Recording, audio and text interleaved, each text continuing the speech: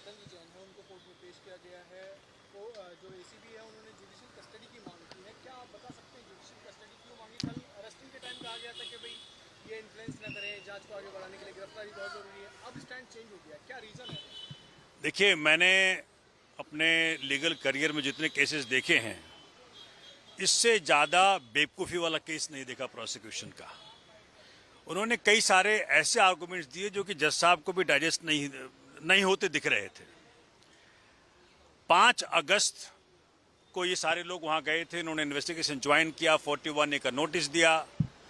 तो वो प्रोसिक्यूशन इस बात को समझाने में जज साहब को सफल नहीं हुए, जहाँ तक मेरी समझ जाती है, कि 5 अगस्त से 17 अगस्त तक ऐसा क्या हुआ कि 11 मई 2024 का जो FIR है, आज से करीब 2 साल पहले, तो उसमें आपने 17 अगस्त तक अरेस्ट नहीं किया, 5 अगस्त को सबने इन्वेस्टिगेशन ज्वाइन कर रखा है।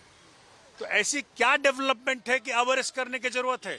इस सवाल का जवाब इन्वेस्टिगेशन के पास नहीं था, आयोग के पास नहीं था, स्टेट के पास नहीं था।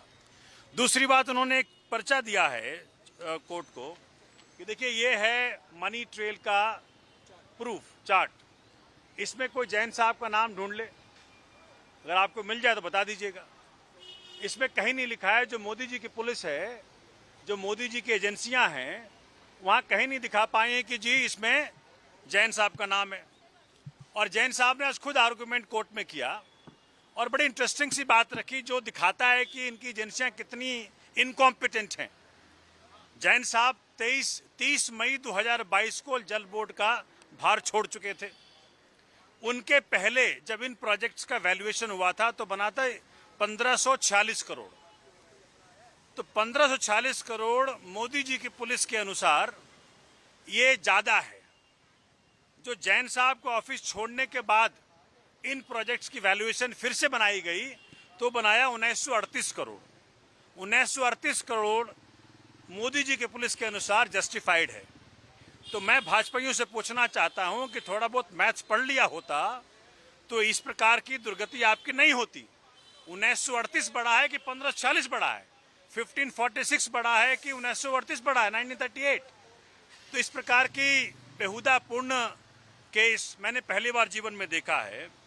दूसरा, आप देखें कि जैन साहब जेल में हैं और जब आपका ये जो टेंडर हुआ है वो हुआ अक्टूबर 2022 में, तो जेल में बैठा व्यक्ति जिसके पास ये पोर्टफोलियो भी नहीं है, उसको कैसे इन चीज़ों के लिए आप जिम्मेदार ठहरा सकते हो? ये तो मोदी जी की पुलिस कोर्ट को नहीं बता पाई।